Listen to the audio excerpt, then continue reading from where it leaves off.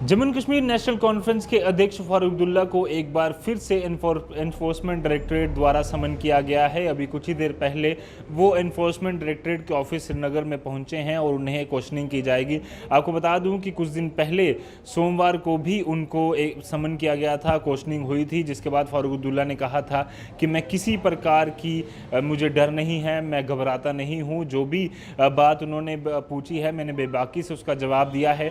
दरअसल मैं आपको बता दूं कि जम्मू कश्मीर क्रिकेट एसोसिएशन के जब ये प्रेसिडेंट थे उस समय का ये मामला है और मल्टी करोड़ स्कैम में फारूक अब्दुल्ला का नाम बताया जा रहा है, जिसमें ईडी उनको लगातार समन कर रहा है। ये दूसरा राउंड है जो आज ईडी के ऑफिस श्रीनगर में चल रहा है। इससे पहले जब फारूक अब्दुल्ला को बुलाया गया था तो अलग अलग पहलुओं पर जो है सवाल पूछे गए थे, जिसके बाद उमर अब्दुल्ला और जम्मू कश्मीर नेशनल कॉन्फ्रेंस ने और कांग्रेस पार्टी ने हालांकि ये कहा था कि जो फारूक अब्दुल्ला को बुलाया गया है, समन किया गया है इन्फोर्समेंट डायरेक्टरेट द्वारा, ये भारतीय जनता पार्टी और केंद्र सरकार की एक चाल है, क्योंकि गुपकार डिक्लेरेशन को वो पॉलिटिकली तौर पर वो हरा नहीं पा रहे हैं, इसलिए वो ईडी का इस्तेमाल कर रहे हैं जैसा वो पहले करते आए हैं। वो अपनी पावर्स का, अपने जो उनके पास इस समय अधिकार हैं उसका गलत इस्तेमाल कर रही है भारतीय जनता पार्टी, और ये तारीख में ये रजिस्टर हो जाएगा कि किस तरह से वो जब अपनी पावर का गलत इस्तेमाल कर कर ऐसे सीनियर नेताओं को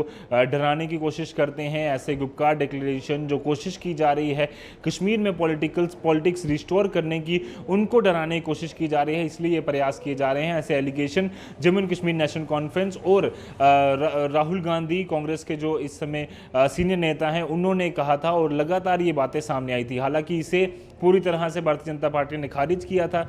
वहीं कल मनोज सिन्हा साहब ने आज तक को दिए एक इंटरव्यू में फारूक अब्दुल्ला के साथ जो ईडी की ये बातचीत हुई, जो क्वेश्चनिंग उन्हें की गई फारूक अब्दुल्ला की, उस पर उन्होंने पूरी तरह से चुप्पी रखी। उन्होंने कहा कि एनफोर्समेंट डायरेक्टरेट ने जो भी अपना काम किया है वो अपने दायरे में किया है, उसमें सरकार का कोई भी लेना देना नहीं है और ना ही भारतीय जनता पार्टी का है। तो जो लोकतांत्रिक देश में किसी को भी कुछ भी कहने का अधिकार है, जम्मू एंड कश्मीर नेशनल कॉन्फ्रेंस हो, पीडीपी हो या कांग्रेस हो, वो अपनी मर्जी से कुछ भी कह सकती है। पर हम ये बताना चाहते हैं पूरी जिम्मेदारी के साथ कि इसमें सरकार का, यूटी एडमिनिस्ट्रेशन को कोई भी रोल नहीं है। हर एक संस्थान, हर एक जो एजेंसी है वो अपने हिसाब से काम करती है। ईडी को अगर लगेगा कि कोई व्यक्ति गलत है तो वो उसके पास ज़रूर पहुंचेंगे, उससे सवाल ज़रूर पूछे जाएंगे, और डरना उस व्यक्ति को चाहिए जो गलत होगा। जो गलत नहीं है उसे डरने की कोई ज़रूरत नहीं है। ऐसी बातें मनोज सिन्हा साहब ने कल इंटरव्यू में कही थी। अब जब दूसरी बार ईडी ने फारूक अब्दुल्ला साहब को बुलाया है, उसी स्कैम में क्रिकेट एसोसिएशन के जब प्रेसिडेंट थे, और मल्टी करोड़ स्कैम में बताया जा रहा है कि करीबन 42 करोड़ का ये स्कैम है, जिसके ऊपर लगातार जो क्वेश्चनिंग है वो फारूक अब्दुल्ला साहब से की जा रही है।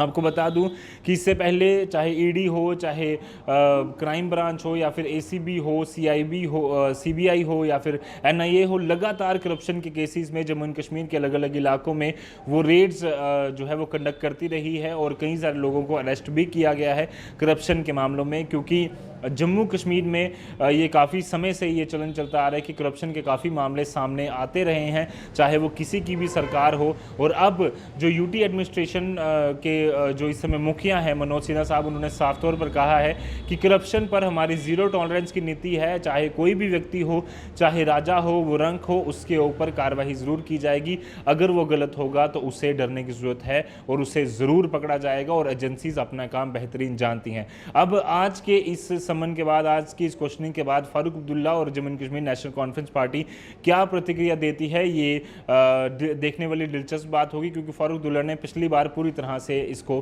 खारिज कर दिया था। उम्मीद करते हैं कि जल्द ही फारूक अब्दुल्ला साहब की क्वेश्चनिंग कंप्लीट हो, और उसके बाद जब भी वो सामने मीडिया के सामने आएंगे, क्या बातें वो रखेंगे, द न्यूज़ नाउ एक बार फिर से आपके सामने जुड़ेगा और वो सारी बातों पर फिर से चर्चा की जाएगी। और अपोजिशन इस पर क्या सोचती है, या सत्ताधारी पार्टी भारतीय जनता पार्टी इस पर क्या सोचती है, उनके भी हम कोशिश करेंगे कि रिएक्शंस आपके सामने समय समय पर लाते रहें। फिलहाल के लिए दीजिए इजाज़त।